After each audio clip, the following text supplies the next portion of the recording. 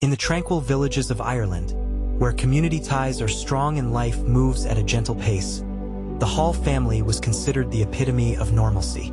Their lives were woven into the fabric of their communities, and their roles as educators were both respected and admired. Allan Haw hailed from Winjap, a small rural village in County Kilkenny.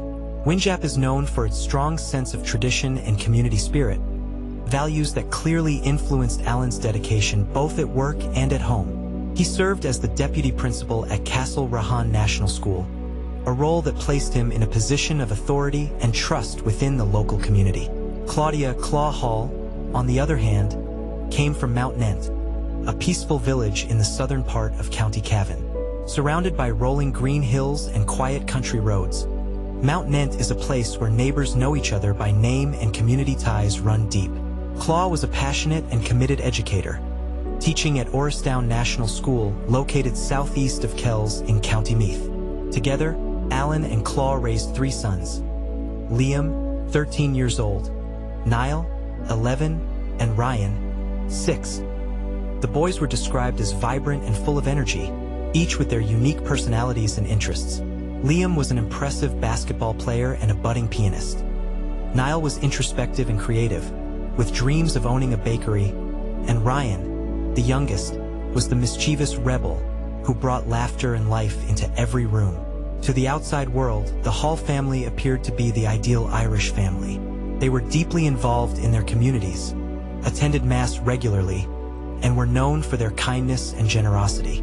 Allan, in particular, was seen as a pillar of the town, always ready to lend a hand or offer help. Their home was a place of warmth and love, where family gatherings were cherished and the bonds between them seemed unbreakable. However, as often is the case in true crime stories, appearances can be deceiving. Beneath the surface of this seemingly perfect family, there were signs of underlying issues that, in hindsight, were too significant to ignore. While the Haw family maintained an image of harmony, those closest to them began to notice subtle changes in their dynamics. Allan's presence was often constant, and he seemed to be involved in every aspect of Claudia's life.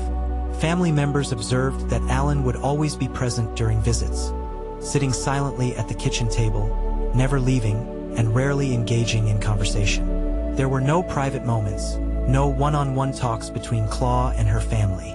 It was as if Allan was always there, overseeing everything.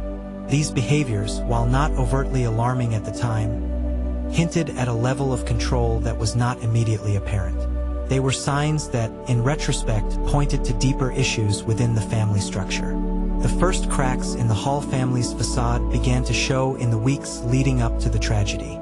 Allan had been involved in an unresolved conflict with a colleague before the summer holidays, something that clearly still weighed on him. This situation seemed to have a profound impact on him, leading to increased anxiety and stress. Further revelations came to light after the murders. It was discovered that Allan had been caught engaging in inappropriate behavior and had been viewing pornography on a school-issued laptop. Although the school's representative claimed no evidence of inappropriate material was found, the damage was already done. Allan's shame and fear of exposure began to spiral, and he felt cornered by the impending consequences of his actions. On the evening of August 28, 2016, the Haw family visited Claudia's mother, Mary, after returning from a holiday trip. Liam had played a basketball match earlier that day, and they stopped by to visit Mary before heading home. Around 7 p.m., the adults gathered around the kitchen table, sipping tea and nibbling on biscuits, while the boys lounged in the living room watching television. Everything seemed perfectly normal to Mary, except for one detail. Allan seemed deeply anxious about returning to work. He even voiced it aloud, saying he didn't want to go back. That night, as they prepared to leave, Claudia reminded Allan that they needed to go so that little Ryan could get his bath before bed. The plan was that Mary would look after Nile and Ryan the next day while Claudia, Allan, and Liam went back to school. Mary hugged each of them tightly and told them she loved them, never knowing it would be the last time she'd see any of them alive. The following morning, Mary waited for Claudia to drop the boys off, but they didn't arrive. Concerned, she tried reaching out to Claudia and Allan but received no response. Growing more anxious, she drove to their home, only to find a note taped to the back door, instructing her to call the police. It was then that Mary realized something terrible had happened. When Mary arrived at the Hall family's home on the morning of August 29, 2016, she was filled with dread. The sight of both family cars parked in the driveway, coupled with the closed curtains, struck her as odd. It was not like Claudia to keep her home so shut off, and the silence in the air felt deeply unsettling. Something wasn't right. Mary had a key to the back door, and as she approached, she noticed the note. Allan had written it in a hurry. It was brief, to the point, and chilling. "Don't come in. Call the police immediately." In that moment, Mary's heart raced. She dropped her phone several times in her panic as she tried to call for help, her hands trembling uncontrollably. The enormity of the situation hit her like a wave. Mary quickly drove to a nearby neighbor, Ed, her breath short, her mind spinning with fear. Ed rushed over with her to the Hall home. As they stood in the street, they could only wait for the authorities to arrive. Time seemed to stretch out, each passing second making the feeling of dread deepen. When the first officers, Garda Aisling Walsh and Garda Allan Ratcliffe, arrived, they instructed Mary and Ed to return to the neighbor's house while they investigated the scene. The police, although calm, were no doubt feeling the gravity of the situation, as the unknowns swirled around them. It wasn't long before they delivered the devastating news that 5 bodies had been discovered inside the Hall home, and no one had survived. Inside the house, the horror was unimaginable. The family had been executed in cold blood, and the crime scene was so brutal that even experienced officers were taken aback by the savagery of it all. Allan Haw, after killing his wife and 3 sons, had turned the murder into a calculated, premeditated event. Claudia, or Claw as she was known, was the first victim. She had been sitting at the kitchen table, quietly browsing holiday packages when Allan approached her. Without any warning, he struck her in the head with an axe, a brutal attack that would kill her instantly. As she tried to defend herself, Allan didn't stop. He stabbed her in the back with a knife, nearly severing her hand in the process. What followed next was equally horrifying. Allan, after killing Claw, didn't rush to flee the scene. Instead, he calmly set the axe and knife down beside her body and began writing. The letter he left behind was chilling, a document filled with emotional justifications for his actions. 5 full pages in which Allan poured out his frustrations, his feelings of shame, and his belief that his actions were somehow necessary.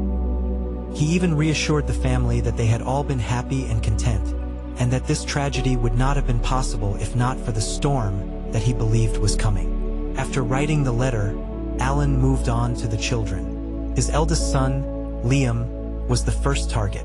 Allan crept into his room, knelt beside his bed, and slit his throat, effectively silencing him before he could scream. Liam, at just 13 years old, had a bright future ahead of him.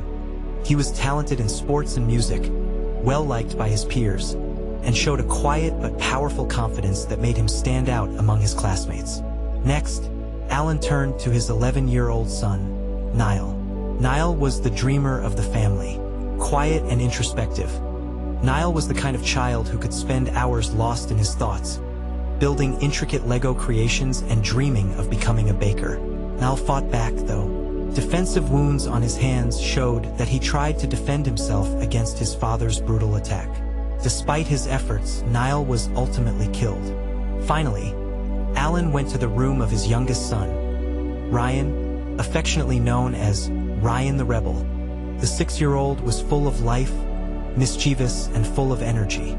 Allan's youngest son didn't stand a chance. After Ryan was killed, Allan placed the knife on his pillow, carefully covered his little body with a duvet, and left him there with his brothers. Once the grisly task was complete, Allan returned downstairs. He wrote more of his letter, seemingly calm and methodical, as though he were carrying out some kind of twisted ritual. Then, around 2 a.m., he transferred 2,000 euros from the family's joint bank account into his own personal account. The money was likely to ensure that his affairs were in order before he executed his final act. In his letter, Allan left instructions for how his family's belongings should be dealt with. He detailed where Claw's jewelry should go, specifically to her mother, Mary. He also made specific arrangements for the family's home, including the mortgage details, bank statements, and which siblings should inherit his new car. Allan even included photographs, money boxes, and the tin used to collect football club fees, seemingly trying to ensure that his family would have some sense of closure. But there was a disturbing element to it. Allan urged his siblings not to forgive him and requested that he be cremated and his ashes scattered in the sea. But Allan's twisted final actions didn't end with the letter. After all of this, he hanged himself in the hallway of the family home, ending his own life after committing the unthinkable. What drove Allan to commit such an unspeakable act? As police and investigators dug deeper into his background, they began to uncover a series of troubling details. Allan had been attending counseling sessions, though no one in the community had known about it. He had a history of viewing inappropriate material on his school-issued laptop, something that had caused a great deal of distress for him. Despite his public image as a respected educator and family man, Allan's inner turmoil had been building for months, if not years. One of the most chilling aspects of the case was Allan's belief that his family had no idea about his actions. He thought it would be kinder to kill Claw and the children rather than allow them to live with the shame of his secrets. But his justifications, written in his final letter, didn't hold up under scrutiny. Investigators found no evidence that Allan's family knew about his disturbing behavior, and despite his claims of depression and psychosis, there was no definitive proof that Allan's mental health had deteriorated to the point of justifying such violence. In the aftermath of the murders, the Haw family was left with more questions than answers. Allan's final actions left a trail of destruction that affected not only his immediate family but also the wider community. The tragic loss of his wife and children sent shockwaves through their small town, and the unanswered questions about Allan's true mental state only deepened the pain for those left behind. As Claw's sister Jacqueline later shared, the family struggled to understand how someone they had known and trusted could commit such an atrocity. They were forced to piece together the truth from fragments of information that were slowly dripped to them by the authorities. What was clear, however, was that Allan had been hiding something all along. The cracks that were visible to those close to him, his controlling behavior, his secrecy, and his mental decline, were all signs that something was deeply wrong. For Mary and Jacqueline, the loss of their daughter and nephews was unbearable. They were left to mourn in the absence of full understanding, forced to question every detail of Allan's life and the relationship they had all assumed was normal.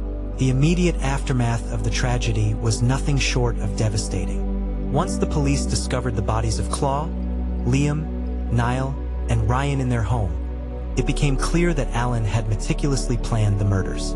But what made this case even more chilling was the fact that Allan had taken his own life after committing the brutal killings, leaving behind only his letter and a trail of destruction. As the investigation unfolded, it became clear that Allan's actions had not been a sudden outburst, but a carefully calculated act of violence. The authorities began piecing together what had happened that fateful night, but even they struggled to understand what had driven Allan to commit such an unthinkable crime. One of the most contentious aspects of the investigation was the question of Allan's mental health. In the wake of the murders, it was revealed that Allan had been attending counseling sessions. His family had no knowledge of this, and the community had no idea that the respected deputy principal was secretly struggling with personal issues. In fact, it wasn't until after the crime that anyone realized the full extent of Allan's troubled state. The police and investigators would later focus on Allan's mental health as a central factor in the case. The notion that he had suffered from depression that escalated into psychosis was widely discussed in the media and the courtroom. A key part of the inquest would be the testimony of Professor Harry Kennedy, a forensic psychiatrist who assessed Allan's mental state based on medical and counseling records. However, this assessment would be deeply controversial. Professor Kennedy's evaluation was based solely on documents and secondhand reports, rather than any direct examination of Allan himself. As a result, many, including Claw's family, felt that the explanation of Allan's actions as a result of psychosis was far too simplistic. Jacqueline, Claw's sister, was particularly vocal in her disbelief. She was horrified that an expert could declare Allan mentally unwell without ever speaking to him directly. Jacqueline and the rest of the Haw family were disturbed by the fact that Allan's mental health history had been kept so secret. They argued that had the family been made aware of his struggles, they might have been able to intervene before things spiraled so tragically. The psychological examination, in their eyes, failed to provide the clarity they desperately needed. They also wondered if a more thorough investigation into Allan's behavior before the murders might have uncovered warning signs. As the legal process began, the Haw family was thrust into a fight for closure, but their journey was far from straightforward. The inquest into the deaths of Claude, Liam, Nile, and Ryan would span several days, and it was a grueling process for those left behind. During the inquest, Professor Kennedy presented his findings, which included the claim that Allan's depression had led to a psychotic break, triggering the murder of his family. This explanation, though accepted by some, felt insufficient to Claude's family. They felt that the true motivations behind Allan's actions remained shrouded in mystery. The inquest, in many ways, failed to address the underlying reasons why Allan had committed the murders. It was clear that Allan had been hiding something dark, but what exactly that was never fully explored. The family was left with an uncomfortable feeling that the true motivations behind the killings remained locked away, concealed by legal jargon and psychiatric assessments that never fully resonated with their lived experiences. Even more frustrating for the family was the lack of transparency in the investigation. They were often left in the dark, learning about crucial developments from the media rather than directly from the authorities. As Jacqueline later stated, they felt like they were being drip-fed information, with important pieces of the puzzle withheld from them. This sense of being excluded from the process left the family feeling helpless. They were forced to piece together the truth on their own, relying on their instincts and the bits of information that slipped through the cracks. The grief of losing Claude and her children was compounded by the legal battles that followed. One of the most painful issues for Claude's family was the question of inheritance. Because Allan was the last person to die, his family home, as well as the property, was legally passed down to his next of kin, which meant it would go to his family. For Claude's family, this was an unbearable thought. They couldn't bear the idea of the place where their loved ones had been brutally murdered becoming a legacy for the man who had committed such horrific acts. In a desperate bid to prevent Allan's family from inheriting the property, Claude's family fought in court. They didn't want compensation or any form of profit from the property. They simply wanted the house demolished. The place where the murders had occurred had become a painful reminder of their loss, and they hoped to replace it with something beautiful, perhaps a garden of remembrance to honor the lives lost. Unfortunately, Irish law, rooted in outdated statutes from 1965, meant that Claude's family had no legal authority to act. They were forced to fight the legal system to prevent Allan's family from inheriting the house. As Jacqueline aptly put it, this legal process felt like a final insult. Eventually, the two families reached an agreement. A planning application was submitted to demolish the house, but as of the most recent updates, the demolition has been postponed. The Haw family home still stands today, a haunting reminder of the tragedy that unfolded within its walls. But despite the ongoing legal battles, Claude's family remains determined to see the house torn down and replaced with something that symbolizes the love and memory of the lives lost. While the legal battles were exhausting and painful, they were only one part of the Haw family's journey. The pain of losing Claude and her sons was a constant companion, and the lack of closure surrounding Allan's motives made the grieving process even more difficult. In addition to the ongoing legal struggles, they dedicated themselves to charitable causes in Claude's name. Over 60,000 euros was raised for Women's Aid, a charity that helps women escape abusive relationships. This contribution became an important part of Claude's legacy, as it offers a lifeline to women who might find themselves in situations similar to the one Claude unknowingly found herself in. Furthermore, a hall at Orristown National School was dedicated to Claude, a testament to her work as an educator and her commitment to her students. At Liam's school, a tree was planted in his memory, a symbol of love, remembrance, and all that was lost.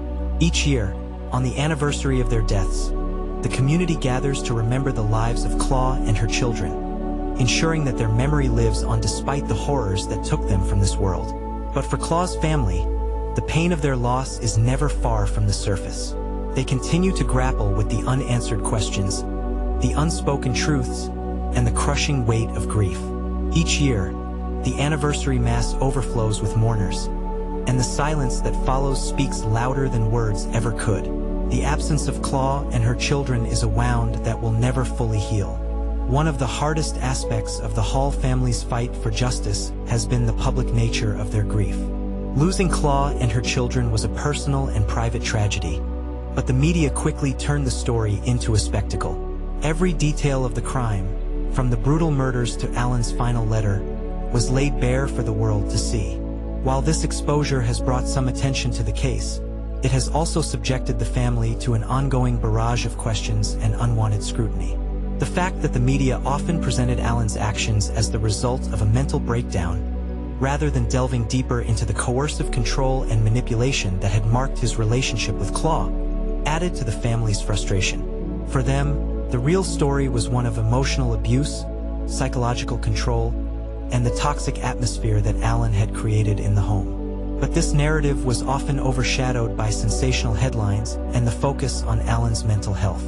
As Jacqueline pointed out in interviews, the focus on Allan's mental state prevented the public from seeing the true horror of his actions. She described how Allan had manipulated and controlled every aspect of Claw's life, isolating her from her family and friends, gradually eroding her independence and spirit. The family struggled to make the public understand that Allan's actions were not the result of a sudden mental breakdown, but the culmination of years of controlling behavior and hidden manipulation. Mary, the mother of Claw, struggled with feelings of guilt and sorrow. She spent years reflecting on whether there was anything she could have done to intervene before the tragedy occurred. The loss of her daughter and grandchildren left an irreparable void in her heart. She is haunted by the thought that she could have somehow prevented what happened. But in reality, the truth is far more complex. For Jacqueline, the grief of losing her sister and nephews was compounded by the frustration of never fully understanding what went wrong. She has spent years asking herself whether there were other signs that they missed, or if Allan had been hiding his true nature all along. These unanswered questions continue to weigh heavily on her, as she tries to make sense of the unthinkable tragedy that has shattered her family. Though Claw and her sons were taken from this world far too soon, their legacy lives on. The love and joy they brought to the lives of those who knew them will never be forgotten. Liam, Nile, and Ryan were more than just victims. They were individuals with dreams, passions, and a future full of potential. Their absence leaves a hole in the hearts of those who knew them, but their memory continues to inspire those who fight for justice in their name. The Haw family's fight for answers, for justice, and for the truth is far from over. But through their advocacy and efforts to keep the memory of Claw and her children alive, they continue to honor their legacy. In doing so, they remind us all of the importance of fighting for what is right, of seeking justice, and of ensuring that the truth is never buried beneath the weight of secrecy and denial. While the wounds of their loss will never fully heal, the Haw family remains a testament to the power of love, perseverance, and the unbreakable bonds of family. In the face of unimaginable tragedy, they continue to stand strong, seeking justice not just for themselves, but for the memory of those they lost.